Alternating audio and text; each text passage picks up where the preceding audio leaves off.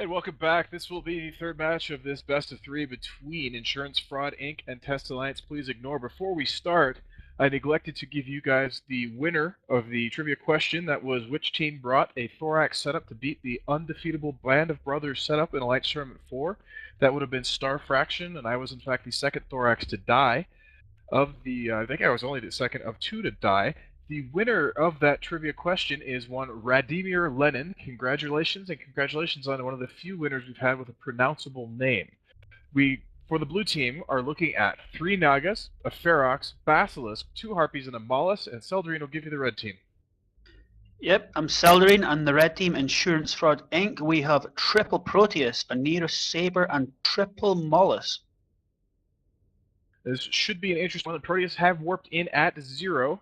Drones are out. The match is underway. We will see what these Nagas opt to do. It looks like they will choose to kite, which is the correct choice if you ask me.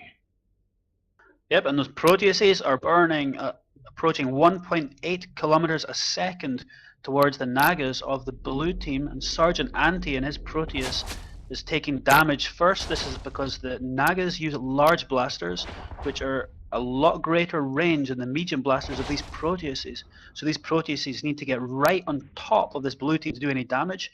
And right now they are struggling. There is no tackle on any ship in the field right now. However, a web has just appeared on the Naga of Jimmy Deuce. What blows me away is these Nagas. I haven't seen one break 1500. 1558 was the fastest I saw any of those 3 Nagas do, and meanwhile the Proteus were overheating to 1800. I need to check the base velocity on a Naga. It seems to me they should be able to overheat quite a bit faster than that, but Jimmy Deuce is now in deep trouble. He's losing shields very quickly, almost into armor. Nagas are extremely flimsy ships, and he's gone instantly. When his shields disappear, he vaporizes off the field.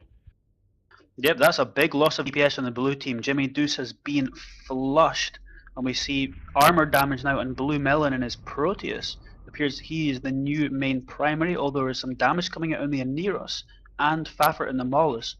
A lot of switched and split damage coming out of this blue team. Yeah, Emmanuel Terenti is really in trouble as well. He's getting reps back up, but he's taking enough damage on his shields that it's really going to stress the Basilisk. I'm not sure how long they're going to keep up. He is webbed, so I don't think he's getting away, and indeed he is about to start bleeding into armor. Drones on him, and it appears all 3 Proteus right on top of him. You were right there. This Naga of Emmanuel Terentius is not going to last much longer as he explodes. And these very high EHP Proteuses of the red team do not look to be in any trouble at all in this match. They are just flying around this arena, herding sheep and destroying Nagas.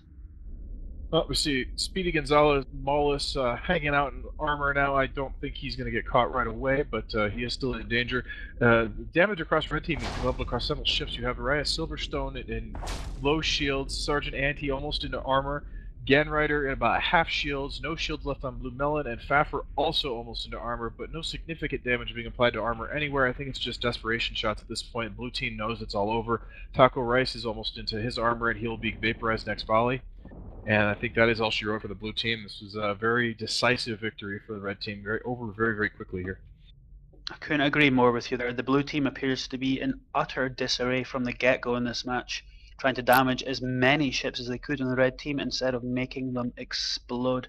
Looks like we were going to have a whitewash again here for the red team, beating the blue team in an extraordinarily convincing fashion, as they're now trying to take down this Mollusk plus damage coming in the Basilisk of Duckrat. Really, I still can't wrap my head around how those Proteus were able to simply walk right up to the Nagas and land webs on them. I'm impressed how quickly they were able to close that gap. I'm guessing they are plated. They may not be, but plated Proteus does not seem like a type of ship that should be able to overheat and run down a Naga to me.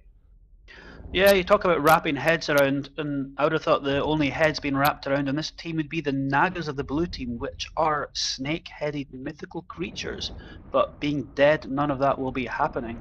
And Duckrat is taking more and more shield damage. There's more damage getting put on him as these Proteuses and drones get within range, and he's dropping really fast now. He'll be approaching armor, and when you're in armor in a shield tank's Basilisk, you are in a wreck as we see him start to explode. You know, one thing that's interesting in this tournament format with so many matches played in such a short succession over a weekend like this, Well, people have discussed the fact that it's played on Sissy, and as a result, there's no ISK involved. We do that for technical reasons. But one thing to mention is you still do lose skill points when you lose a Tech 3 ship, no matter where you play Sissy or T2. You lose them on Sissy, but if you have to reship into another setup, 10 minutes later, you still don't have those skill points to fly that Tech 3 ship again. So that is still a concern that these pilots have to think about when they take a gamble on a Tech 3 ship in a tournament format like this. Yeah, for sure, for sure. No skill points lost in this match, as the red team is in a fantastic position. The Ferex of Faith just explodes. The Mollis of Speedy Gonzalez is in a sliver of structure, and we can see drones flying across the field, and I expect these 3 frigates to last not much longer.